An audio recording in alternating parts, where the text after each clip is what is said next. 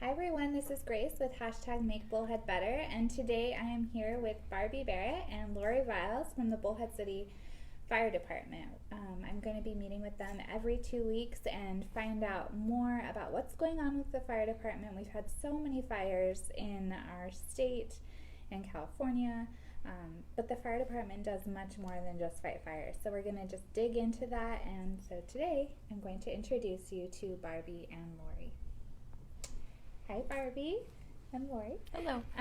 Barbie, can you tell us a little bit about yourself? How long have you lived here in the area? How long have you worked at the Bullhead City Fire Department? All of that good stuff. Sure.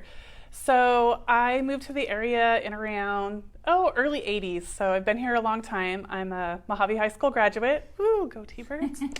I've been working at the fire department for about 16 years, all in prevention. I've done just about every position in prevention.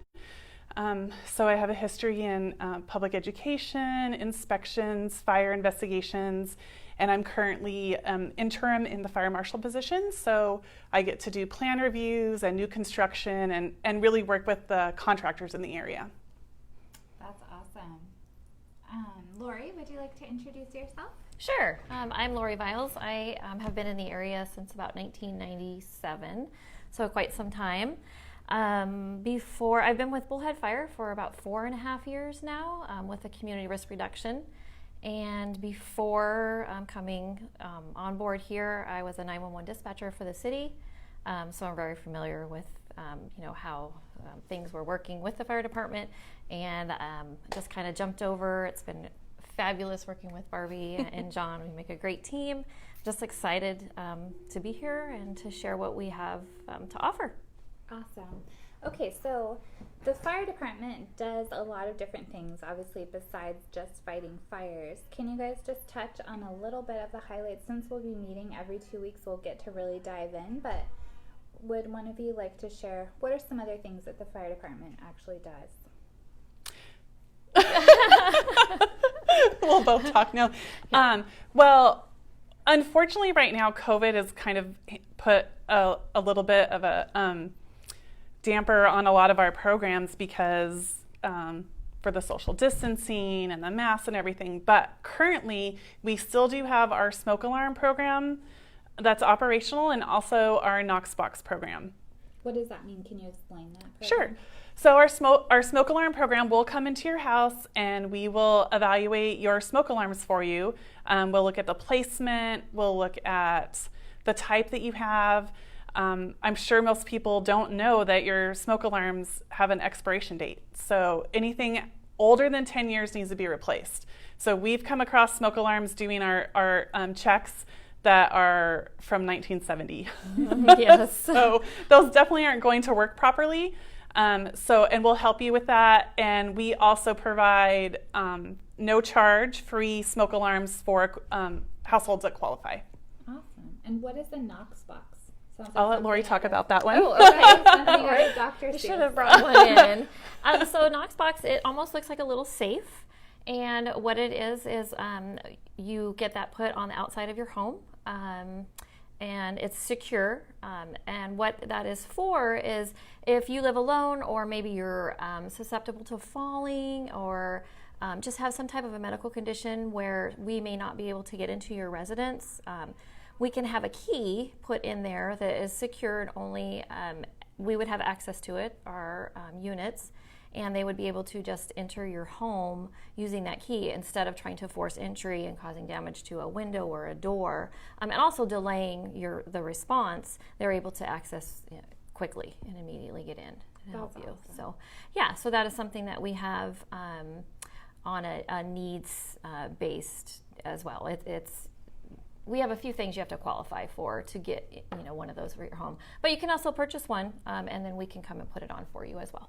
Okay, and let's talk about something exciting happening in the near future. Yes. I'm so excited. Here, let me put it. Okay, so we have an event coming up, which is different since we're in the COVID situation. So would you like to talk about this event we have coming up? Yeah, we're excited. It is going to be October 17th at the Anderson Auto Group Fieldhouse from 10 to 1, and it's a Community Risk Reduction Safety Day. We're really excited because we haven't had many things going on with COVID. So we felt that it was important for us to go ahead and go forward with this because this information is so important for young children and families. We're going to have a lot of, hopefully, we'll just kind of have to see. Before, we've had about 20 booths in the past, but this year we anticipate it being quite a bit smaller. But we're going to have things like hands-only CPR, water safety, car seat safety. We're going to have air methods there with a helicopter, so we're excited about that. The Arizona State Gang Task Force will be there with a booth as well. So there's a lot of great information. Southwest Gas will be there, MEC will be there. So it's not only for kids, it's for parents too. You want to add anything on to that? The thing I really love about this event is that it really is a collaboration of the community. Like we could not host this event without all of the help and donations and time and volunteers and organizations and people that come out all throughout the community to help us bring that event. So there's going to be fire trucks there that kids can look at and explore, and helicopters and everything like that. That's so exciting. Yeah. Are there any games, interactive things that they can do? We're going to kind of have to see, where we are with, of course, the procedures and with COVID. Right. So we'll have social distancing and spacing. So not quite sure what that's going to look like yet, but we do anticipate being able to do the hands-only CPR. So that would be something that everybody can benefit from. The little ones can do it. And it's important for everybody to learn. Yeah. So, speaking of that, how has it been this year with COVID, since school is not actually, been a normal year with fire prevention? A lot more kids are at home. All of those different things, which makes for temptation to actually play with fire. So, is there anything that you guys are doing specifically to reach out to parents about this type of thing during COVID? We're always trying to get our message out in any way we can. We've been fortunate, we always go into the schools at the beginning of the year and teach the little ones about their fire alarms and fire drills. There's a few schools that are in that we've been able to go out and do that and continue that. And we hope when all the other schools get back in, we'll be able to, rejoin and get in there and do that with them. And we were able to partner with the Bullhead City Elementary School District to put some flyers into the lunches that they were passing out. Because a lot of those families may not have social media or, ways to get a hold of them. So we met with them and they approved us to put some flyers in the lunches. So hopefully those got to some of the households that don't have social media. Yeah. Have you seen any uptick in fires locally here during this time? Yes. I can't say that it's been attributed to children or use, but there definitely has been an increase in the fires this year, and I think it's really because people are home. More people are home, and we've had a huge increase in brush fires this year. Right. Yeah. So there was just one there by the Avi and then one further down, right? So when situations like that happen, I heard, people were saying, oh, it was arson or it was this or it was that. What kind of impact does that have on the Bullhead City Fire Department? How do you work together with the Fort Mojave Fire Department? We do, but we've actually had an increase in brush fires in the city limits. Wow. Believe it or not. I wish I would have pulled that number for you this morning, and we'll do that at another time that we meet. But yeah, we have far exceeded last year's number.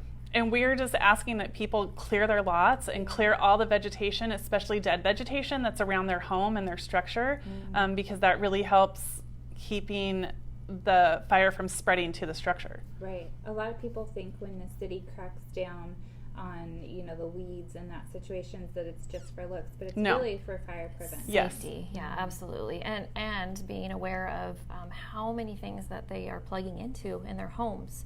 Everybody's home a little bit more right now because of COVID, and we go into homes where we see multiple things plugged into outlets, and they get overloaded they overheat and they start a fire. Okay. So, Especially with portable air conditioners, because people are using those a lot more. Those can't be plugged into a power strip, or they have to go directly into an outlet, and you can't overload that circuit. So some people will have a power strip with a portable air conditioner unit, a TV, a game box, a fan, a light. Wow. So yeah. Just because there's a spot for it doesn't mean Yes. you should be using it. Wow. Okay. So let's lastly just talk about the brave firefighters here from Bullhead City locally that have gone out to fight the wildfires in California. So how many do we have over there, and how are they doing? We haven't heard back from them for a little bit of time now, but we had Battalion Chief McCabe that was out, firefighter Cesar Guzman, and one of our engineers, Kenny Reed, and I'm not sure if he's still out or not with them, but they were out assisting with the California wildland fires. So I know they were released off one and they moved them to another one, so that sometimes they could stay out for a few weeks, even a month. yeah, so I love that our local fire department can, even if it's, and this sounds bad, only 3, but that's a lot for our little fire department Right. to send 3 and a truck out there. So I'm so glad that you guys have done that. Is there anything you'd like to say to the community in closing? we hope you come out and join us at our Community Risk Reduction Safety Fair. Again, we're going to do it as safely as we can, and we're excited to go forward with the event, so we really want you to join us. Absolutely. Barbie? I just want to remind everyone to test their smoke alarms on the first of the month. And if Good they're point. not working, call us, please. It's a Yes. free service. We will come. We want every single household in our city to have working smoke alarms. Working is the key term. Yes. So if they have high ceilings, or if they're elderly and they can't change batteries, all of that stuff, right? Yes, we will do that for them. Yes. Awesome. Well, Yep. Thank you so much, ladies. I really appreciate it. Yeah, Sure. thank you. Thank you.